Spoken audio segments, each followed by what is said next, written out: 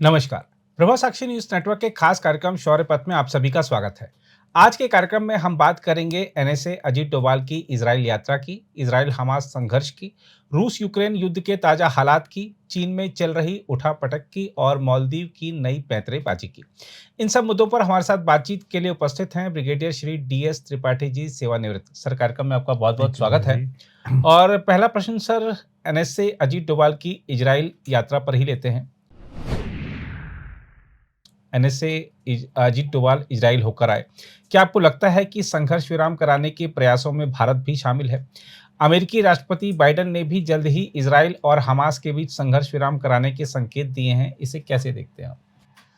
नीरज जी, देखिए, इजराइल में अजीत डोभाल की जो विजिट है, ये पहली अक्टूबर 7 के बाद पहली इतने हाई लेवल विजिट है भारत के किसी भी ऑफिशियल की वहाँ पर इजराइल में। हालांकि देखिए, बातचीत होती रही। आप अगर नॉर्मल मीडिया न्यूज़ देखिए, उसमें भी आया था कि कम से कम अक्टूबर से लेकर अभी तक हमारे प्रधानमंत्री खुद जो है नेतन्याहू से बातचीत कर चुके हैं 3 से 4 बार जी।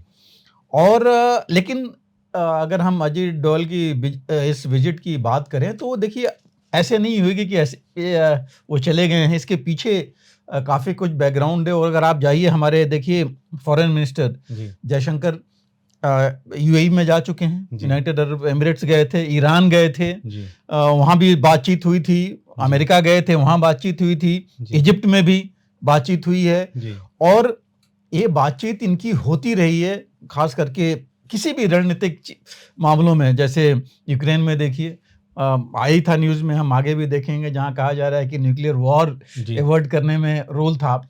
तो ये जो विजिट है एक बहुत इम्पोर्टेंट विजिट थी। इसकी इम्पोर्टेंस खुद जो चीन के इजराइल के जो एम्बेसडर हैं भारत में, उन्होंने बताया कि ये कितनी बड़ी विजिट थी। और इस विजिट में अकेले नहीं गए थे वो जी। इस विजिट में जब वो गए थे तो वहाँ पर नेतन्याहू से मुलाकात इनकी हुई थी। उसके अलावा उनके जो फॉरेन पॉलिसी एडवाइज़र हैं नेतन्याहू के, वो भी थे। उनके डायरेक्टर, उनकी एनएससी नेशनल सिक्योरिटी डायरेक्टर थे, वो भी थे। और जो इंडियन एम्बेसडर थे, हमारे भारत के एम्बेसडर इजराइल में, वो भी मौजूद थे। तो इसका मतलब व्यापक चर्चा हुई है जब इतने लोग वहाँ पर थे। खास करके देखिए, वो डिप्टी, जब मैं कह रहा था नेशनल सिक्योरिटी काउंसिल के इजराइल के, वो भी मौजूद थे। तो ये एक व्यापक चर्चा हुई है, और ये तभी हुई है जब चीज़ आगे बढ़ गई है। हालांकि जो ऑफिशियल जो बातचीत का ब्यौरा आया था, उसमें तो सिर्फ ये कहा गया था कि भाई इन्होंने हॉस्टेज रिलीज, जो कि एक्चुअली मुख्य मुद्दा है जी, बहुत बड़ा मुद्दा है, जिसके बारे में इसी की वजह से तो रुका हुआ है पूरा ट्रूस जो होना था, सीज फायर जो होना था। तो मुख्य मुद्दा एक है जिसके बारे में बातचीत हुई है। और उसके अलावा ह्यूमैनिटेरियन एड, जो बहुत बड़ा मुद्दा है आज की तारीख में पूरी दुनिया में, जो वहाँ गाजा में हो रहा है। कहा जा रहा है कि मतलब भूख और दवाइयों के कमी से लोग मरे जा रहे हैं। बच्चों का बुरा हाल है। महिलाएं, खासकर दूध पिलाती महिलाएं, कह रहे हैं उनके पास है ही नहीं है कुछ, क्या करें बच्चों को, कैसे देखें। तो ये भी एक क्राइसिस है वहाँ पर, जिसके बारे में इन्होंने बातचीत की है। और सिविल कैजुअलिटीज जो हो रही हैं इतनी ज़्यादा, उसकी भी बातचीत हो रही है। तो ये सारी चीज़ें इन्होंने बातचीत वहाँ पर की। लेकिन जो मेन मुद्दा, जो कि बैकग्राउंड में था, मैं कहूँगा, और मैं कहूँगा इम्पोर्टेंट था, वो जरूर बात हुई है कि कैसे एक तो सिविलियन कैजुअलिटीज रोकी जाएं, जिसको भारत हमेशा इसके खिलाफ रहा है। दूसरी चीज़, भारत ने पहले आपको याद होगा कि अक्टूबर 7 को ही हमारे प्रधानमंत्री ने ये बोल दिया था कि ये जो कुछ भी हमास ने वहाँ किया है वो एक टेररिस्ट एक्ट है। बिल्कुल, उन्होंने उस समय ही बोल दिया था। लेकिन उसके बाद जब ये लड़ाई शुरू हुई, उसके बाद भी हमारे प्रधानमंत्री ने बोला कि भारत हमेशा ये 2 नेशन थ्योरी में विश्वास करता है। इजराइल और पैलेस्टीन को एग्जिस्ट करें, एक साथ रहें दोनों स्टेट। तो ये भी बड़ा क्लियर कर दिया था और ये तभी संभव होगा जबकि ये युद्ध विराम हो तो। और युद्ध विराम में आप देखिए 1 महीने से ऊपर हो गया, मैं कहूँगा 1.5 महीने हो रहा है। अमेरिका, पूरे यूरोपियन देश लगे हुए थे, इजिप्ट लगा हुआ था, यूएई लगा हुआ था, जॉर्डन, ये सब लगे हुए थे। लेकिन उससे कुछ खास अभी तक आया नहीं, क्योंकि जो मतभेद हैं वो बने हुए हैं। और जहां तक भारत का संबंध देखिए दोनों से पुराना है, जी, इजराइल से भी और पैलेस्टीन से, तो दोनों के साथ है। पहले ऑर्गेनाइजेशन अलग हो सकते हैं, बट वहाँ था जैसे पहले ऐसे अराफात थे, उनसे हमारा जी, पूरा संबंध रहा है, तो पुराने संबंध चल रहे हैं और जरूर भारत ने वहाँ पर उनसे बातचीत की और तभी वहाँ आगे गए हैं। वहाँ ये भी देखिए कंसर्न था कि एक भारतीय की नागरिक की भी वहाँ डेथ हो गई थी जो एग्रीकल्चरल फार्म में काम जी, कर रहा था जी, वहाँ के, जी, और एक को एक इंजर्ड भी था। जी, तो ये भी एक मुद्दा है कि भारतीय कैसे वहाँ पर सुरक्षित रहें, जी, ये भी साथ में है। जी, तो इसकी वजह से जो है कुछ न कुछ ये बात जरूर आगे बढ़ी है और बढ़ेगी। और देखिए हमें ध्यान में रखना पड़ेगा, 31,000 से क्या तकरीबन 32,000 पहुंच रहा है जो लोग मारे गए हैं जी, पैलेस्टीनियंस। जी, इजराइलीज 270 के आसपास जो इनका था, दैट इंक्लूड्स जो अभी तक फौजी इनके मारे गए हैं। और अब इन्होंने इजराइल ने बोला है कि तकरीबन उनमें से 13,000 हमास के हैं, टेररिस्ट हैं।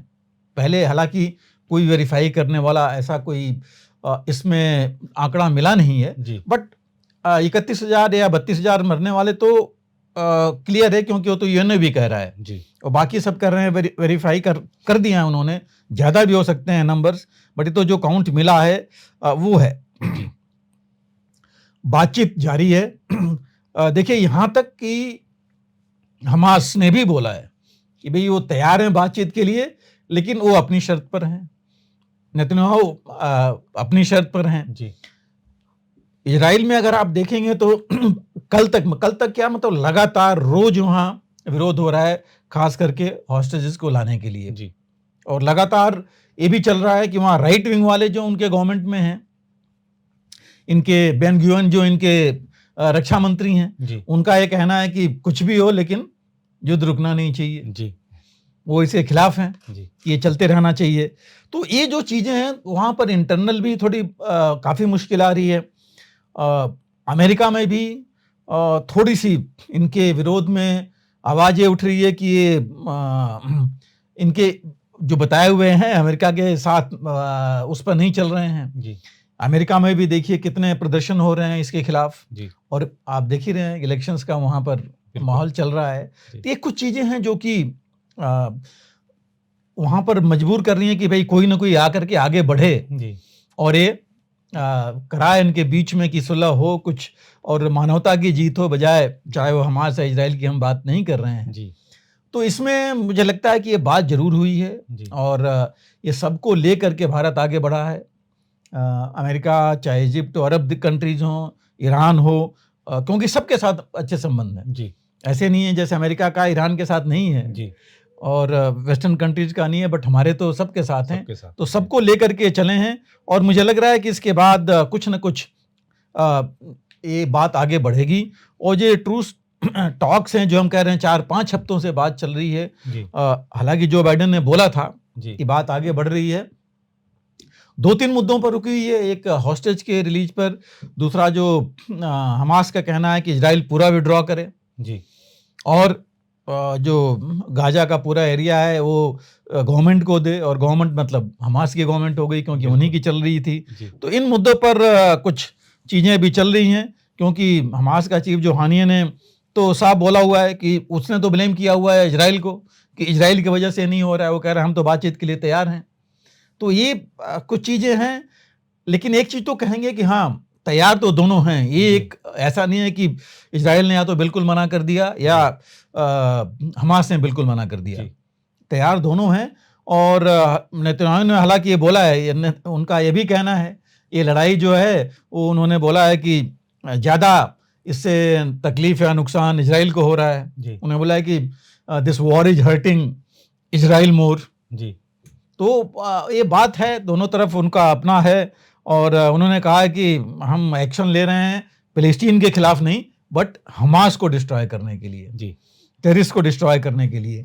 तो ये है, लेकिन अगर इसका ये मौका निकल आता है, बातचीत से हल हो जाता है, हमास भी अगर उस रास्ते पर आता है कि ठीक है जो हो गया वो गलत हुआ, अब वो हॉस्टेज रिलीज करके और आपस में अगर शांति से रहें जी, और रह भी सकते हैं, हालांकि थोड़ा बहुत तो कुछ ना कुछ चलता रहेगा, बट रह भी सकते हैं। तो और भारत ने देख भी रखा है कि हम सब कुछ होते हुए भी, इतनी लड़ाइयाँ करने के बाद भी शांति से रह रहे हैं अभी पाकिस्तान के साथ। जी बिल्कुल। तो ये हमारा एक्सपीरियंस है, सही बात ऐसा नहीं है कि ऐसे ही भारत बोलता रहा है। जी। तो इस वजह से थोड़ा मुझे लगता है कि ये बातचीत आगे बढ़ेगी। और आप देखिए हमारे प्रधानमंत्री की ही डायरेक्शन पर तो जाते हैं हमारे विदेश मंत्री और नेशनल सिक्योरिटी एडवाइजर। तो अगर गए हैं उनकी बातचीत इस ले करके और मुद्दा ले करके अपने प्रपोजल्स के साथ हमारे प्रधानमंत्री के, तो मुझे लग रहा है कि ये चीज़ जरूर आगे बढ़ेगी और जल्दी हमें इसके नतीजे देखने को मिलेंगे। जी बिल्कुल सर।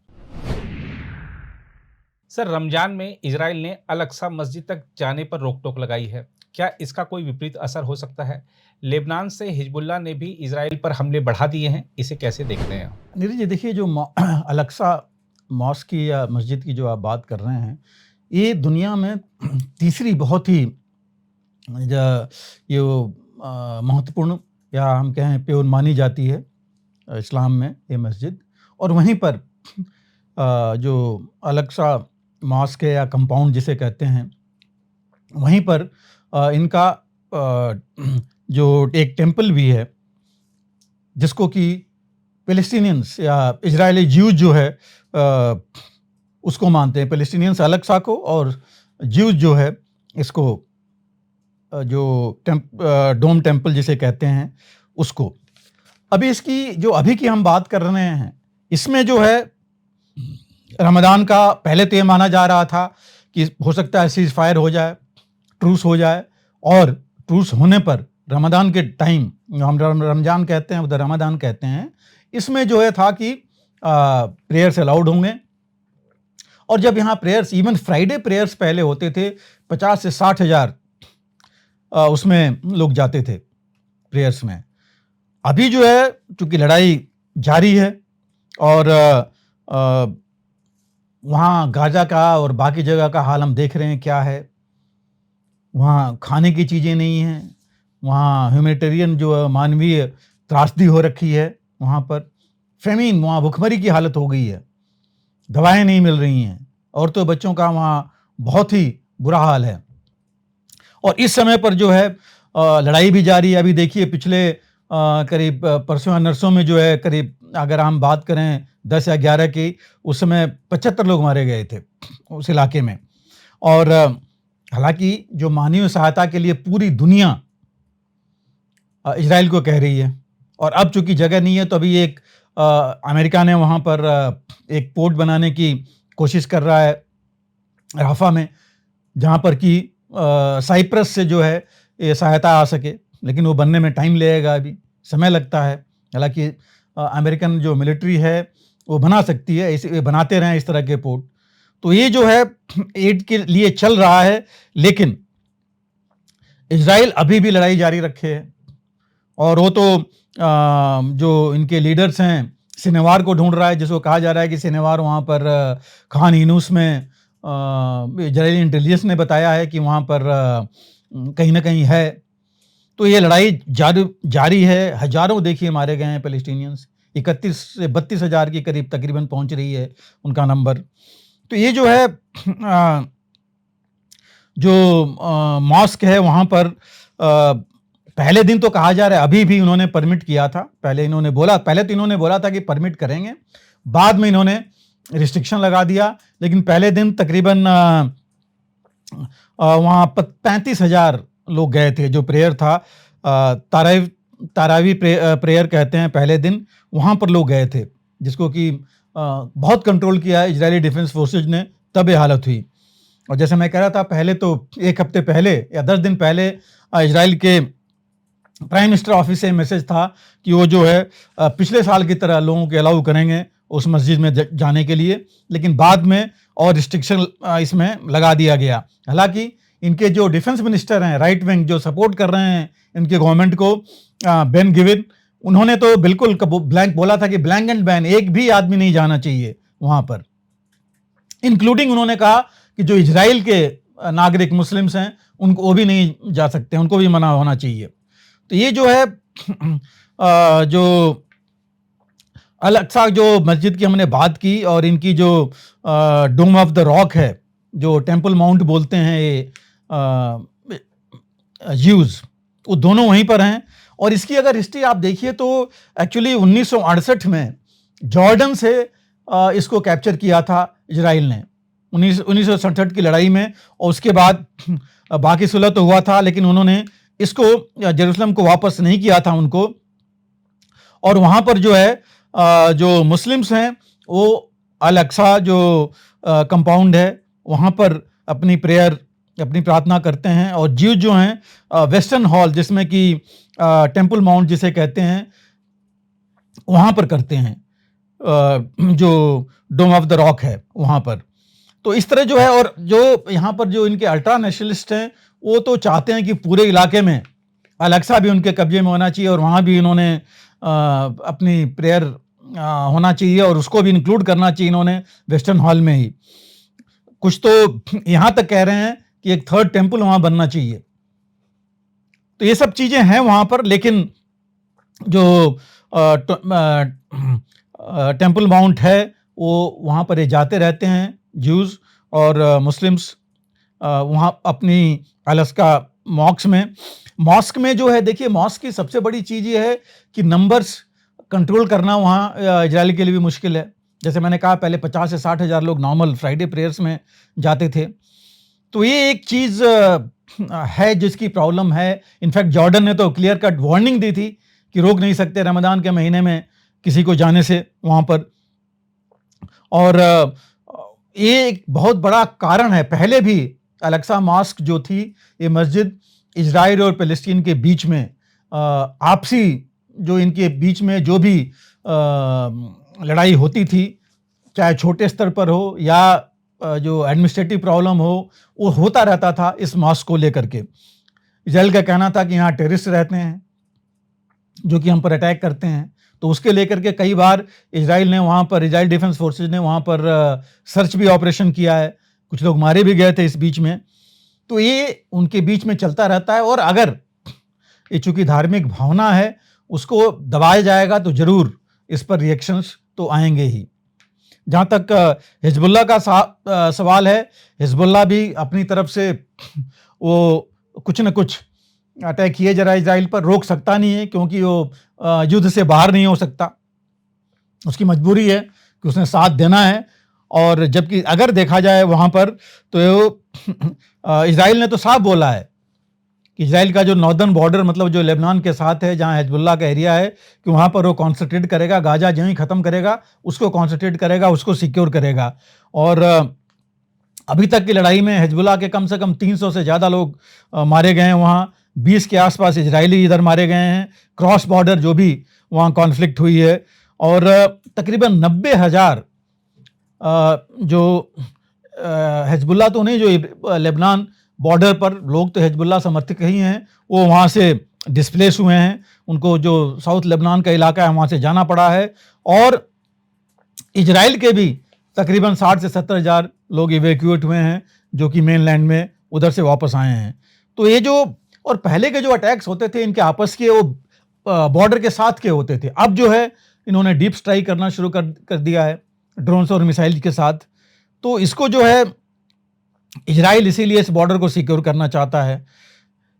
हिजबुल्लाह जो है तब तक रुक नहीं सकता जब तक कि गाजा वॉर की कोई सीज फायर ना हो जाए या रुक नहीं जाए। तो इसलिए ये लग नहीं रहा है कि इतनी जल्दी इसके साथ मामला रुकेगा। हिजबुल्लाह भी अपनी अटैक्स करता रहेगा, लेकिन गनीमत है कि अभी तक ये कंट्रोल्ड है और इससे अब जो है बहुत ज़्यादा नुकसान नहीं पड़ रहा है, क्योंकि इजराइल का फोकस अभी भी गाजा पर ही है। सर, रूस यूक्रेन युद्ध के ताज़ा हालात क्या हैं? अब तो पुतिन परमाणु हमले तक की धमकी दे रहे हैं, इसका क्या असर हो सकता है? नीरज जी, देखिए रूस यूक्रेन का अभी जो है कुछ चीज़ें थोड़ी बहुत हरकत वहाँ बढ़ी है। ख़ास करके जो कुछ ग्रुप्स हैं यूक्रेन में जो एंटी क्रेमलिन हैं, एंटी रशिया हैं, रशियंस हैं, लेकिन क्रेमलिन को जो अभी पुतिन के अगेंस्ट हैं वो ग्रुप्स हैं। दो या तीन ग्रुप्स हैं, दो मेन हैं जो कि उन्होंने जो आर्म्ड ग्रुप्स हैं उनको नाटो ने और यूक्रेन ने उनकी मदद की है, और उन्होंने क्रॉस बॉर्डर रेड्स किया है रूस के ऊपर और डैमेज किया है वहाँ पर। जो यूक्रेन ने और उन ग्रुप्स ने जो बोला है कि ये जो ग्रुप्स अंदर गए हैं उन्होंने काफ़ी नुकसान किया है। हालांकि रूस ने बोला है कि कुछ टेररिस्ट ग्रुप्स यूक्रेन की मदद से आए थे, उनके टैंक्स और आर्मर्ड गाड़ियां भी साथ में थी। तीन दिशाओं से, 3 सेपरेट अलग अलग जगहों से, डायरेक्शन से वो आए थे। और बेलगोरोड जो बॉर्डर टाउन है वहाँ पर उन्होंने सबोटाज और रेकी किया था, जिसको कि इन्होंने, और कुर्स्क के जो बेलगोरोड और कुर्स्क का जो इलाका है वहाँ पर उन्होंने किया था।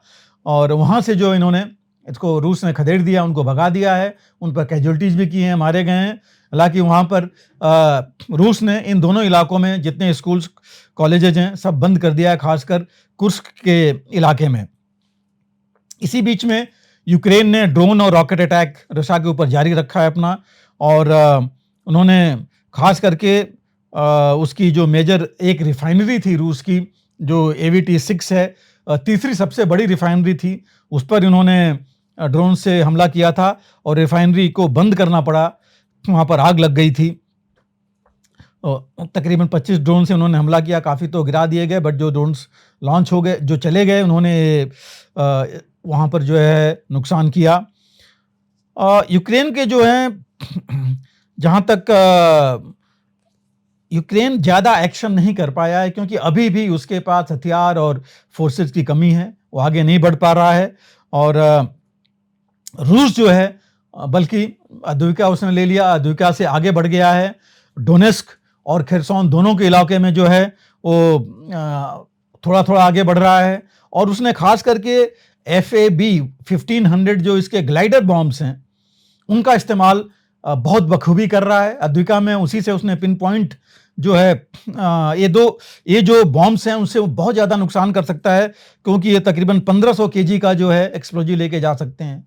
पहले फ्री फॉल बॉम्ब्स होते थे कि एक बार आपने उनको दाग दिया और फिर आपने भूल जाना है, लेकिन अभी इसको मॉडिफाई करके रूस ने इन बॉम्ब्स को मॉडिफाई किया है और पिन पॉइंट बना दिया है, जो कि 10 मीटर की एक्यूरेसी में जा करके अपना काम कर सकते हैं, डिस्ट्रॉय कर सकते हैं। ये जो फाइटर एयरक्राफ्ट से जा सकते हैं, एयरक्राफ्ट से नॉर्मली उसी से जाते हैं, और उससे फ़ायदा ये है कि इनकी रेंज ज़्यादा है, और रेंज ज़्यादा होने की वजह से ये 60 से 70 किलोमीटर अपने इलाके में रह करके और यूक्रेन के जो टारगेट्स हैं उनके ऊपर गोले जो बॉम्ब्स डालते हैं। इससे फ़ायदा ये होता है कि यूक्रेन की जो खास करके पहले इनके कुछ एयरक्राफ्ट, काफ़ी एयरक्राफ्ट जो है मारे गए थे एयर डिफेंस से, पैट्रियट और बाकी मिसाइल से जो यूक्रेन से लॉन्च हो रहे थे। अब चूंकि ये अपने अंदर रहते हैं तो ज़्यादा यूक्रेन को ज़्यादा दूरी की मिसाइल चाहिए जो उनके पास अभी है नहीं, और इससे ये बच जाते हैं। कहाँ तक यहाँ गया था कि सैकड़ों बॉम्ब जो है ये बॉम्ब्स ये डाले जा रहे हैं रूस वहाँ पर डोनेस्क के इलाके में, क्योंकि ये बॉम्ब्स इनके पास बहुत ज़्यादा हैं। और इसकी वजह से यूक्रेन के कमांडर्स का स्टेटमेंट है कि उनका काफ़ी नुकसान हो रहा है इन बॉम्ब्स की वजह से। आर्म्स, एम्युनिशन, वेपन्स का सोल्जर्स के मोराल पर बहुत फ़र्क पड़ रहा है, इवन सिविलियंस के मोराल पर फ़र्क पड़ रहा है इसकी वजह से, क्योंकि रूस को ज़्यादा मेहनत नहीं करनी पड़ रही है और ये भारी मात्रा में ये बॉम्ब्स वहाँ पर भेजे जा रहा है। कहा तो ये जा रहा है कि रूस 3 गुना एम्युनिशन टोटल अपना बढ़ा दिया है प्रोडक्शन, खास करके जो आर्टिलरी के शेल्स हैं, आर्टिलरी शेलिंग बहुत हो रही है और 3 गुना उसने बढ़ा दिया है। यहाँ तक कि वो कहा जा रहा है कि उसकी जो एक कैपेबिलिटी है वो पूरी नाटो की, अमेरिका और यूरोपियन यूनियन मिला करके उनसे ज़्यादा कैपेबिलिटी हो गई है, क्योंकि वो तकरीबन 12 लाख जो है सिर्फ शेल्स बना सकते हैं, उससे ज़्यादा बना नहीं पा रहे हैं, ना यूक्रेन को दे पा रहे हैं। और आज की अभी रूस जो है तकरीबन 30 लाख आर्टिलरी शेल्स बना ले रहा है, तकरीबन देख लीजिए 3 गुना जो है वो अपना शेल्स उनसे ज़्यादा बना रहा है। इनिशियली उसने उनके इंफ्रास्ट्रक्चर, एनर्जी जो पॉइंट्स हैं उनको टारगेट किया, उसके बाद उसने डिफेंस इंडस्ट्रियल बेस को टारगेट किया, और अभी जो है कहा यह जा रहा है कि रूस जो है 4 गुना ज़्यादा ड्रोन्स इस्तेमाल कर रहा है जो ये पहले पिछले साल कर रहा था। और साथ में कुछ और पॉइंट्स हो रही हैं। जैसे देखिए स्वीडन तो नाटो में आ ही गया, फ्रांस ने अभी ये बोला है जो मैक्रो का प्लान है उसमें कि वो 10 साल सिक्योरिटी पैक्ट साइन कर रहा है रूस के साथ, जिसमें वो तकरीबन $3.2 बिलियन का मदद देगा 2024 में। हालांकि जो राइट ग्रुप्स हैं, फार राइट ग्रुप्स हैं फ्रांस के, उन्होंने जो है इसका विरोध किया है कि ये नहीं होना चाहिए। बैक चैनल डिप्लोमेसी चल रही है बातचीत के लिए, चीन, टर्की और भारत भी अपना चला रहा है। चीन और टर्की मिलकर के इसमें हैं ही। इनके आपने देखा कि इनके जो फॉरेन मिनिस्टर थे रूस के, वो टर्की गए थे। उससे पहले जेलेंस्की खुद टर्की गए हुए थे। चीन के भी जो इंटरलोक्यूटर हैं यूक्रेन भी गए थे, रूस भी गए थे। तो ये बातचीत चल रही है आगे, लेकिन अभी भी रूस आगे बढ़ रहा है। और पोप का एक स्टेटमेंट आया था जिन्होंने कहा था कि यूक्रेन को अब इस बारे में एक वाइट फ्लैग अपना रेज करना चाहिए, मतलब शांति की वार्ता करनी चाहिए, वार्ता के लिए आगे आना चाहिए, जिसको कि रूस ने तो पोप ने तो रिजेक्ट कर दिया है। और पुतिन जो हैं वो ऑलरेडी अब देखिए वो आगे बढ़ रहे हैं। इनफैक्ट मोल्डोवा में देखिए, मोल्डोवा के जो ट्रांसनेत्रा जो म्युनिसिपल काउंसिल थी, उसने ऑलरेडी बोल दिया है कि वो रूस के लिए, उन्होंने अपना एक रिजोल्यूशन पास कर लिया है कि वो रूस के साथ रहेंगे। तो इससे वो अभी पुतिन जो है आगे बढ़ते जा रहे हैं। अपनी लक्ष्य तो पूरा नहीं मिल रहा है, लेकिन पीछे नहीं हट रहे हैं, रुक नहीं रहे हैं, जो अभी यूक्रेन का हाल है। तो ओवरऑल यूक्रेन का नुकसान ज़्यादा हो रहा है अभी इस समय। और पुतिन, चूंकि उनका इलेक्शन भी अभी आई थिंक 27 को, उसके बाद तो और ज़्यादा फॉर्म में आएंगे अपने, हो सकता है और एक्शन करें। हाँ, न्यूक्लियर की बात वो कर रहे हैं क्योंकि उनको लग रहा है कि जैसे कुछ लीक हुए थे जर्मनी में, देखिए मैसेज लीक हुआ था कि वो टॉरस मिसाइल जर्मनी देना चाहता है यूक्रेन को, जो कि डीप स्ट्राइक कर सकेगा रशा में। और बाकी भी देश कह रहे थे कि अपने वो जो सोल्जर्स हैं उनको भेजेंगे, फौज भेजेंगे। तो इन चीज़ों को लेकर के जरूर इन्होंने बोला है कि अगर ऐसा होगा तो उनके पास और कोई ऑप्शन नहीं होगा, न्यूक्लियर ऑप्शन ही होगा। लेकिन मुझे लगता नहीं कि वो न्यूक्लियर ऑप्शन पे इतना जल्दी कोई जाएगा। कई देशों ने तो बता रखा है कि नहीं, उनके सोल्जर्स वहाँ नहीं जाएंगे, फौज नहीं जाएगी। लेकिन आज की तारीख में युद्ध चल रहा है और अभी तो समर्स होने वाले हैं, गर्मी आने वाली है, पिघलने लगेगा बर्फ़ जहाँ भी थी। तो इसमें लग रहा है कि ये और तेज़ी आएगी इसमें। और रूस के पास ही आज की इस समय आर्म्स एम्युनिशन हर एक चीज़ है आगे बढ़ने के लिए, तो और आगे बढ़ सकता है अगर शांति की बात नहीं बनी तो। सर, चीन के शीर्ष जनरल ने चीनी सेना में फर्जी युद्ध क्षमताओं पर कार्रवाई की अपील की है। इसके अलावा चीनी संसद ने प्रधानमंत्री के अधिकारों को कम कर दिया है। इसे कैसे देखते हैं? नीरज जी, चाइना का तो हम हमेशा बात करते आ रहे हैं।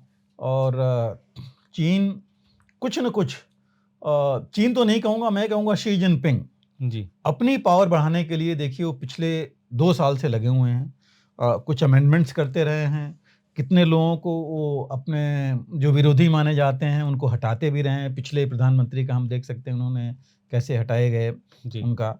अभी जो उन्होंने किया है, जो प्रश्न आपने किया है, हालांकि 2 प्रश्न, एक तो जी जो अभी अमेंडमेंट का है, दूसरा जी जो उनके जनरल ने बोला है, और जी दोनों इंपॉर्टेंट है इस समय। जी और ये चूंकि प्लेनरी सेशन जो उनका हुआ था जी उसमें ये बातें आई हैं। जी और इसमें इन्होंने एक कानून का इन्होंने अमेंडमेंट किया है। जी और ये कानून का अमेंडमेंट आई थिंक 1982 के बाद कोई अमेंडमेंट इस तरह का हुआ है। जी और इसकी वजह से इन्होंने क्या किया है कि कुछ पावर्स जो प्रधानमंत्री के पास थे, जी जिसका काम था कि वो तकरीबन 21 डिपार्टमेंट्स का उसने देखा, कंट्रोल था, या कंट्रोल ही कहिए, देखता था वो इन्होंने कम करके और पावर्स इन्होंने पार्टी को दे दी। जी पार्टी मतलब पार्टी के सर्वेसर्वा वो खुद हैं। जी तो एक तरह से देखा जाए इनडायरेक्टली उन्होंने अपने को दे दिए। और उसमें ये है कि अब जो है ये सारी चीज़ें जो पार्टी है वही देखेगी, मतलब पार्टी का डायरेक्शन होगा, पार्टी का ऑब्जर्वेशन होगा और पार्टी का ही डायरेक्शन होगा उसके ऊपर। तो ये चीज़ें उन्होंने की हैं इसमें। और क्योंकि जो स्टेट काउंसिल होती है, स्टेट काउंसिल बेसिकली उनकी होती थी, जो कि प्रधानमंत्री हेड करता था उसको। तो ली क्वांग जो उनके अभी प्रधानमंत्री हैं, तो ये प्रधानमंत्री हेड करता था उसको, और हमेशा इनकी जो प्लेनरी सेशन है इसके बाद एक ब्रीफिंग, प्रेस ब्रीफिंग होती थी, जिसमें चीन के बहुत लोग इंतजार करते थे, क्योंकि मुख्य जो इसमें पॉइंट्स थे वो ये बताया जाता था कि क्या क्या डिस्कस हुए हैं और आगे क्या पॉलिसी रहेगी। लेकिन इस बार वो कैंसिल कर दिया गया, क्योंकि पावर ही जब कम कर दिया प्रधानमंत्री का, तो फिर वो ब्रीफिंग किस चीज की दें। तो ये एक चीज इन्होंने की है। और ये जो है स्टेट काउंसिल ऑर्गेनिक लॉ, इन्होंने जो बोला था, ये पहली बार, जैसे हमने कहा 1982 के बाद पहली बार अमेंड हुआ है जी। अदरवाइज ये पहले ऐसे ही चलता रहा है जी। जो पावर्स प्रधानमंत्री के थे वो अपना रहते थे। और ये मेन जो एम है इसका इन्होंने किया है कि गवर्नमेंट जो पार्टी की डायरेक्टिव्स है उसको फेथफुली इम्प्लीमेंट करे जी, कि उसके हिसाब से चले और उसको इम्प्लीमेंट करे जी। तो कहीं ना कहीं इनको डर था कि प्रधानमंत्री मेरी बातों को नहीं सुने या इम्प्लीमेंट नहीं करे। और ये डर क्यों हुआ अब ये भी समझ में नहीं आता, क्योंकि 1982 आप देख लीजिए 42 साल तो ये चलता रहा जी, यही सिस्टम। तो अब इन्होंने मतलब एक तरह से, अब आप डिक्टेटर कहिए या जिस रूल को हम कहना चाहें, जो भी शब्द इस्तेमाल करना चाहें, इन्होंने सारे पावर्स इकट्ठे कर लिए हैं वहाँ पर। तो ये जो अब एक तरह से देखिए जो पार्टी है वो हर एक चीज, हर एक डायरेक्शन देगी, ओवरसी करेगी, उसको जो भी अमेंड करना होगा चीज़ें अमेंड करेगी, बताएगी। तो ये जो है एक तरह से पावर पूरा का पूरा अब जो है ये शी जिनपिंग के कहिए, प्रेसिडेंट कहिए, उनके पास आ गई है। प्राइम मिनिस्टर जो हैं अब उनके पास वो पावर नहीं रहेगी जो पहले उनके पास होती थी, खास करके जो 21 डिपार्टमेंट उनके होते थे। तो ये इन्होंने एक तरह से देखा जाए तो मैं यही कहूँगा कि ये कोई डर था इनके पास जी, कि वो चीज़ नहीं हो पाएगी जो ये चाहते थे। और देखिए विरोध तो है, विरोध था भी, कई विरोधियों को इन्होंने हटा भी दिया शी जिनपिंग ने। और उनका तो चीन का सीधा होता है कि एक बार चला जाता है, महीने भर दिखाई नहीं पड़ता आदमी की है कहाँ, पता नहीं लगता जी। जो आप देख लीजिए उनके जो फॉरेन मिनिस्टर थे उनका यही हाल हुआ था, एक उनके रक्षा मंत्री थे उनका भी यही हाल हुआ था जी। तो इस तरह से इन्होंने अपनी पूरी पावर जो है पार्टी के नाम पर अपने पास कर ली है जी। तो बेसिकली ये इन्होंने अमेंडमेंट किया है इस हिसाब से, तो मतलब अब जो कुछ ये कहेंगे वही चलेगा जी। तो ये एक चीज वहां पर हुई अमेंडमेंट में। दूसरा देखिए जो इनके जनरल ही वेडोंग हैं जी, जो कि वहां पर सेकंड टॉप रैंक, टॉप में मतलब सेकंड दूसरे नंबर पर हैं जी, दूसरे नंबर के हैं। और ये जो चेयरमैन है उसके वाइस चेयरमैन है जो सीएमसी है, सेंट्रल मिलिट्री कमीशन मुख्य है चीन का, उसके वाइस चेयरमैन है। तो इन्होंने जो है ये बल्कि एक तरह से कहिए कि सीएमसी है जो कि तीनों इनके आर्म्ड फोर्सेस को कमांड करती है, उसी के अंडर में है।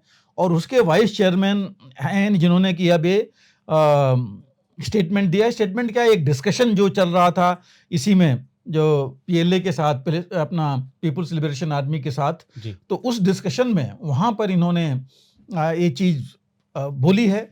ये तो देखिए नॉर्मल है कि जनरल कहीं भी जाते हैं, अपना जो चीज़ देखते हैं, डिस्कशन है, वहाँ पॉइंट देते हैं। लेकिन जो पॉइंट दिया है वो पहली बार इस तरह का है, क्योंकि आज तक उनके यहाँ होता था कि इस तरह का पॉइंट किसी ने दिया नहीं है जी।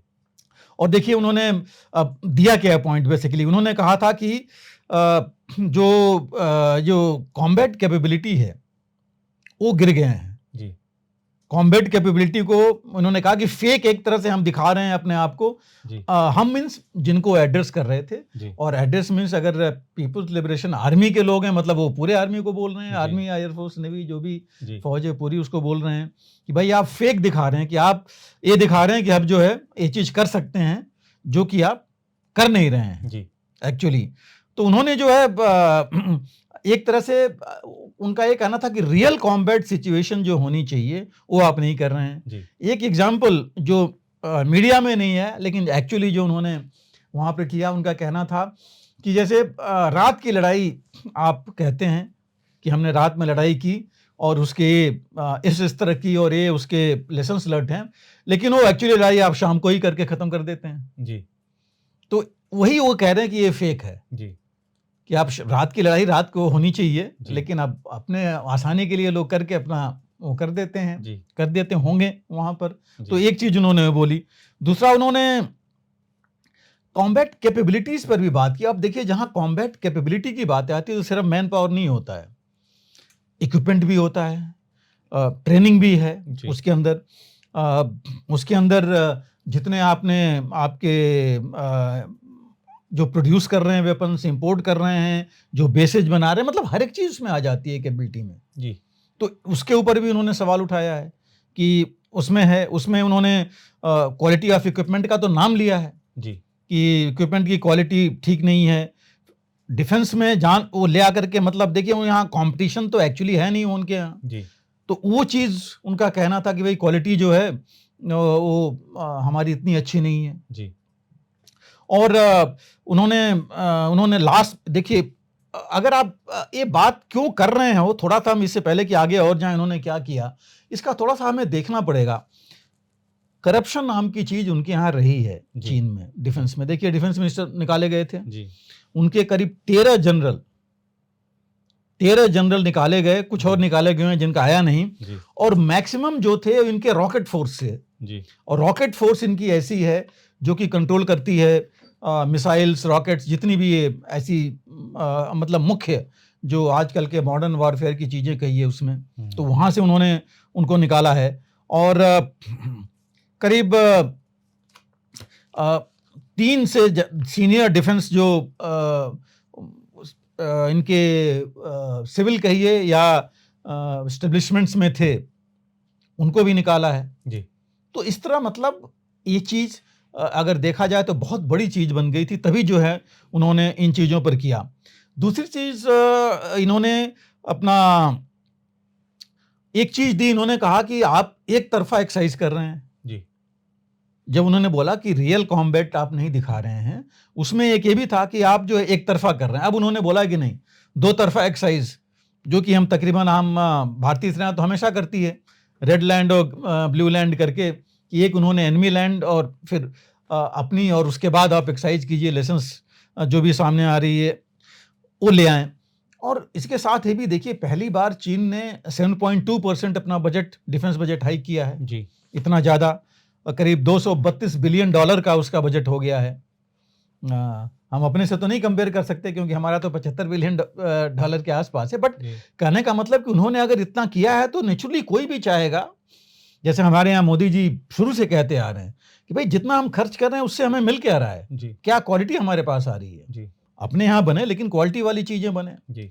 तो वो चीज़ उनके यहाँ भी है। जी। और लग रहा है उनके स्टेटमेंट से कि वो कुछ ज़्यादा ही है। जी। शी जिनपिंग ने इसी, देखिए, प्लेनरी सेशन में जब उन्होंने डिफेंस की बात की थी तो उन्होंने बोला था कि जॉइंट ऑपरेशंस होने चाहिए। जी। सभी को उन्होंने बोला कि हाई टेक्नोलॉजी इंटीग्रेशन होना चाहिए फोर्सेस का, जी। जिस पर उन्होंने इस बार खास जोर दिया है 2 चीज़ों पर। हालांकि जॉइंट में देखिए उन्होंने ऑलरेडी थिएटर कमांड्स बना लिए हैं जॉइंट ऑपरेशंस के लिए, लेकिन इस स्टेटमेंट से ये लग रहा है कि अभी तक उन्होंने पूरी कामयाबी जो हासिल करनी चाहिए थी या इंटीग्रेशन जो फोर्सेस की होनी चाहिए थी, नहीं हुई है। 2 चीज़ें हो सकती है, या तो उन्होंने जल्दी में की। जी। हमारे यहाँ भी लोग कह रहे हैं कि इंटीग्रेशन होना था, क्यों नहीं हुआ। जी। उन्होंने कहा कि चीन ने कर लिया, लेकिन देखिए हमारे यहाँ देर तो हो रही है। जी। लेकिन मुझे लग रहा है कि इस चीज को ध्यान में रखे कि बाद में ऐसा ना हो जो चीन अभी कह रहा है कि उसके बना तो लिए थिएटर कमांड लेकिन उनका पूरा इंटीग्रेशन नहीं हो पाया, वो चीज नहीं हो। जी। तो पहले सारी चीजें देख ली जाए, उसके बाद की जाए। तो भारत उस दिशा में बढ़ रहा है और ये चीज हो भी रही है। दूसरी चीज देखिए, इन्होंने 2-3 चीजें हमें भी देखनी पड़ेगी। इन्होंने भी लेसन्स लिए हैं, कुछ अपने आप इन्होंने नहीं बता दिया है ये चीजें, वो देख रहे हैं कि क्या हो रहा है अभी रूस यूक्रेन में। जी। रूस भी ताकतवर सेना थी। जी। बहुत। जी। यूक्रेन तो आधा से ज्यादा दुनिया का ही है, क्योंकि मैक्सिमम जीडीपी लेकर के तो नाटो ही है। जी बिल्कुल। इतना ज्यादा हथियार, इतनी ज्यादा एमुनिशन, इतनी ज्यादा बैकअप, हर एक चीज दे दी, लेकिन हो क्या रहा है वहां। जी। दोनों जगह कुछ हद तक गए रूस, फिर वापस आए, फिर अभी रुके हैं, ठीक है। जी। और वो जो है इतना हाईटेक के साथ आगे नहीं बढ़ पा रहे हैं अब। जी। तो इससे भी हमें लेसन लेना है कि कहीं ना कहीं तो कुछ हो रहा है। इतने हाईटेक वेपन्स लेने के बाद यूक्रेन अगर नहीं कर पाए, जी रूस इतना आगे नहीं बढ़ पाया जितना बढ़ना चाहिए। जी तो ये भी एक लेसन हमारे लिए भी है जी और मुझे लग रहा है चीन ने भी इससे सीखा है। दूसरी चीज हमें सोचने की बहुत जरूरी है कि देखिए आजकल हाइब्रिड वॉरफेयर है जिसकी हम बात करते रहे हैं, सिर्फ 2 फ्रंट 3 फ्रंट की नहीं है। 2 फ्रंट 3 फ्रंट की बात करें तो चीन ने भी ये समझ लिया है कि उसके अब एक फ्रंट नहीं है। पहले तो सोचता था कि सिर्फ भारत ही भारत है, लेकिन अब देखिए उधर जापान, फिलीपींस, कोरिया, ये ऑस्ट्रेलिया सारे मिल गए हैं। अब एक फ्रंट उधर खुल गया है। इंडो पैसिफिक का फ्रंट है, उसको अमेरिका और नाटो का भी डर है जी, वहां से भी फ्रंट है। भारत तो ही है, तो भारत तो हमेशा बोला है कि युद्ध नहीं, हम तो शांति की बात कर रहे हैं जो नहीं हो है, लेकिन भारत ने बोला है कि हम तो अपनी रक्षा करेंगे। तो फ्रंट उसके लिए भी कम नहीं है जी। हम सिर्फ एयर सी नेवल की बात नहीं कर रहे हैं। दूसरी चीज देखिए, हाइब्रिड वॉरफेयर की जो हम बात कर रहे थे वो एक नहीं है। अभी आज की तारीख में आप देखिए दोनों लड़ाइयों से सबसे बड़ी चीज, ये लड़ाई पॉलिटिकल भी हो रही है जी, इकोनॉमिक लड़ाई भी हो रही है जी, एक ही चीज है नहीं। टेक्निकल लड़ाई चल रही है, आप देखिए इंफॉर्मेशन वॉरफेयर और आईटी का कितना बड़ा जोर है, साइबर वॉरफेयर चल रहा है, इंफॉर्मेशन वॉरफेयर चल रहा है, कन्वेंशनल लड़ाई तो है ही जी। तो ये सारी चीजें मिलके चल रही हैं। और ये दूसरी चीज देखिए, इसका जो एक चीज और मैं आपको दर्शकों को ध्यान दिलाना चाहूंगा, चीन ने कोई हॉट वॉर एक्चुअल लड़ाई नहीं लड़ी है जी। खास करके छोटी थी 1979 में जब वो वियतनाम के साथ लड़ाई हुई थी जी। ये लड़ाई उसकी भी कुछ दिन की थी जी, कोई बहुत बड़ी ऐसी इतने वाइड फ्रंट पर नहीं थी। कुछ समय के लिए, कुछ दिन के लिए लड़ाई थी वियतनाम के साथ जी, जिसके साथ आज वो दोस्ती करना चाह रहा है चीन, क्योंकि उसको लगा है कि नहीं हो उसके साथ भी शायद वो कुछ कर नहीं पाएगा। तो भारत इसके बरखिलाफ देखिए, हम तो 47, 48 से ले लीजिए और 62, 65, 71, 99, हम तो पूरे मतलब वॉर हार्डेंड जिसे कहते हैं वो है जी, वो उनके पास नहीं है जी।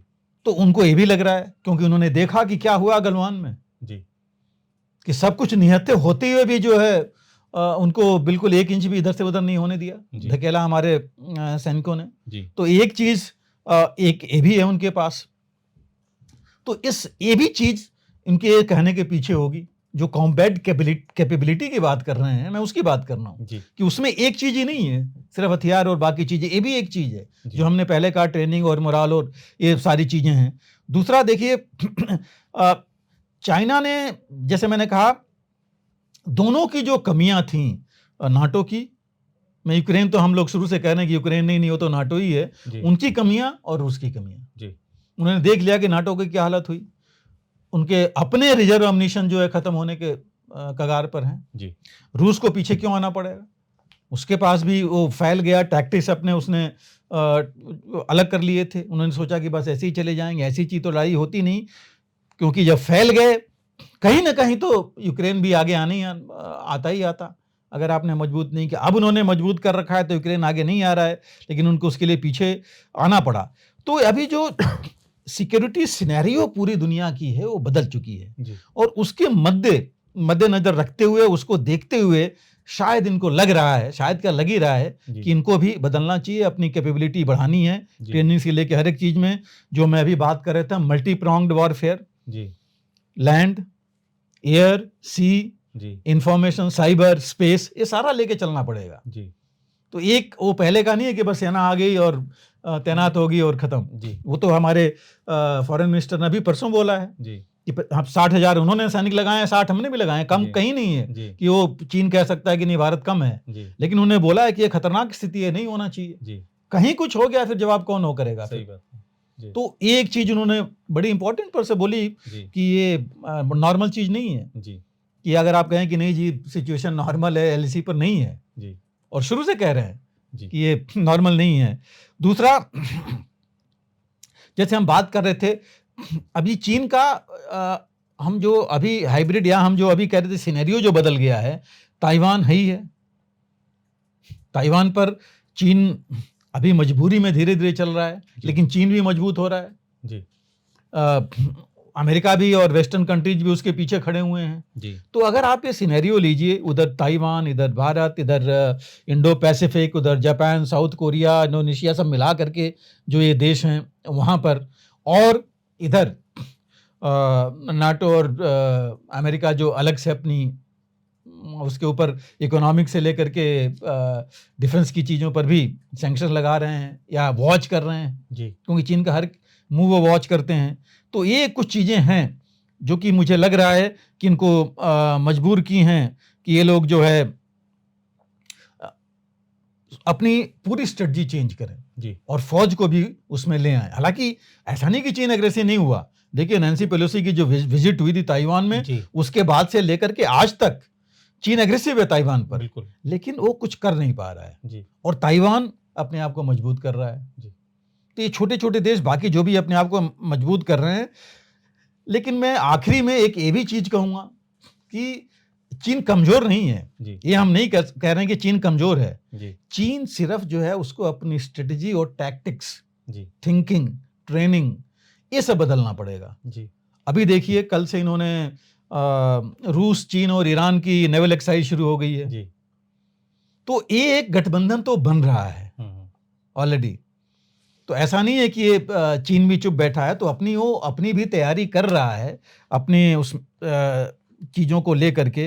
तो ये जो है मुझे लग रहा है कि उनको लगा है कि जो वैश्विक अभी परिदृष्टि है, रणनीतिक जो वैश्विक सिचुएशन है, उसको देखते हुए उनको अपने आप को थोड़ा बदलना पड़ेगा। अपनी सैन्य क्षमता तो नहीं कहूँगा, बट हाँ सैन्य शक्ति और क्षमता तो उनको है, बट उसी को कैसे उन्होंने इस्तेमाल करना है जी, उसको जो है वो बदलने की जरूरत है।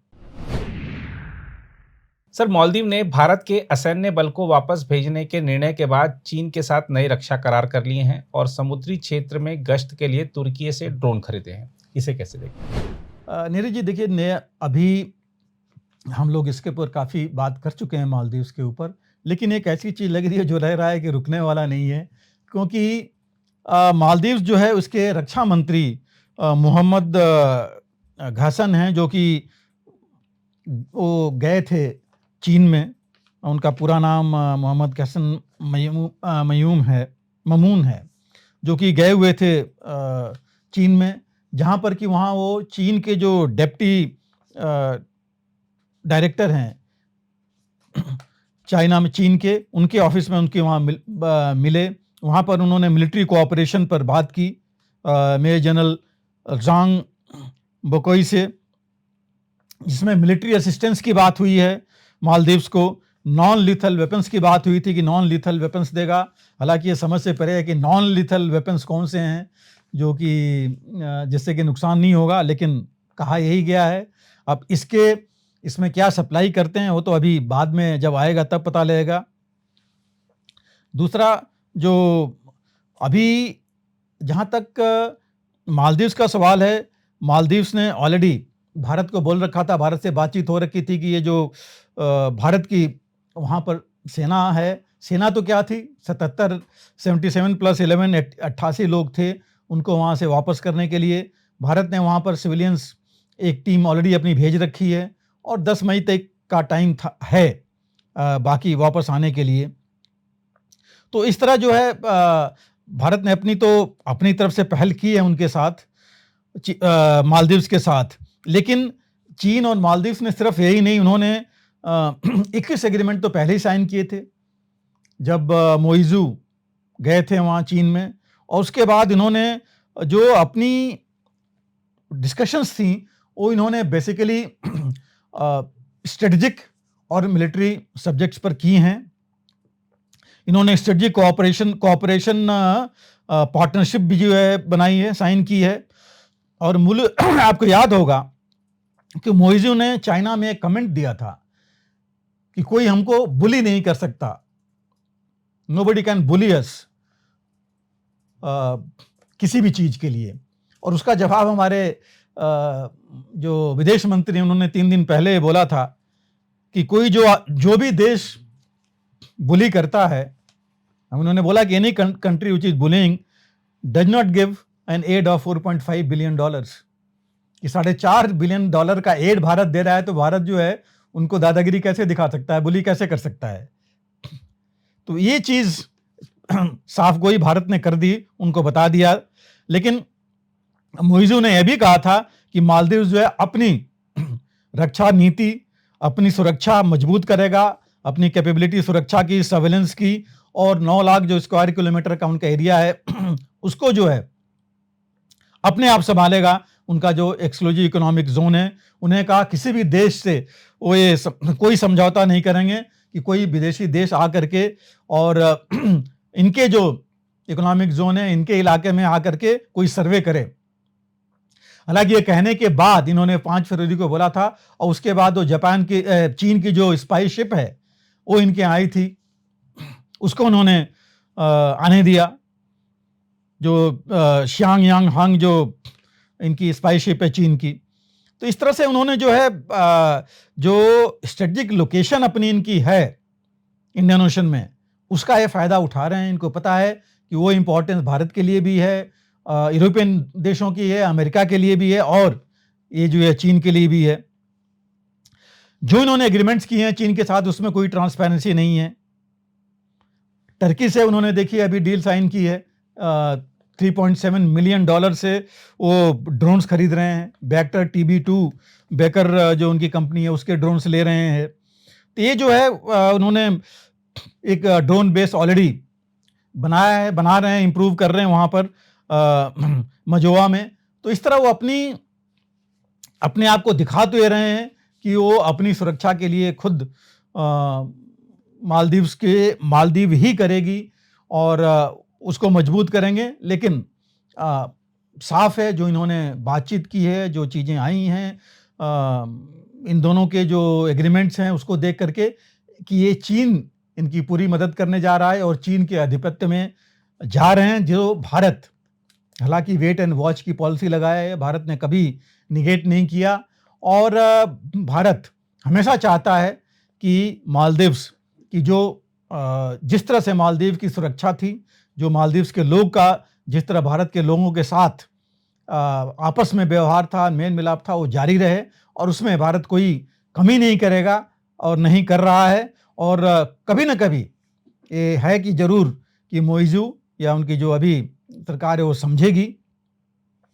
कि लोग उनको समझाएंगे कि भारत के साथ मिलकर चलने में उनका ही फायदा है। तो सर, आज के कार्यक्रम में आपने NSA अजीत डोभाल की जो इजराइल यात्रा हुई उसके पीछे के क्या उद्देश्य थे उस पर आपने प्रकाश डाला, और इजराइल हमास संघर्ष पर अपने विस्तार से जानकारी दी। रूस यूक्रेन युद्ध से जुड़े जो तमाम नए पहलू हैं उनको आपने सामने रखा, और चीन में जो उठापटक चल रही है, खास तौर पर सेना से जिस तरह के ऐसे सुर आए हैं जो कि सरकार विरोधी, जिनसे ऐसा एक आभास सा हुआ, उसके कारणों पर आपने प्रकाश डाला।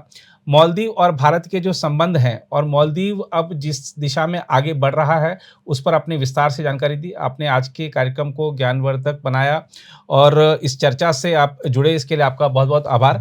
फिलहाल इस रिपोर्ट में इतना ही। बाकी देश दुनिया की खबरों के लिए बने रहें आप प्रभा साक्षी के साथ। अगर आप भी लेना चाहते हैं देश दुनिया की तमाम जानकारी तो आज ही सब्सक्राइब करें हमारे चैनल को।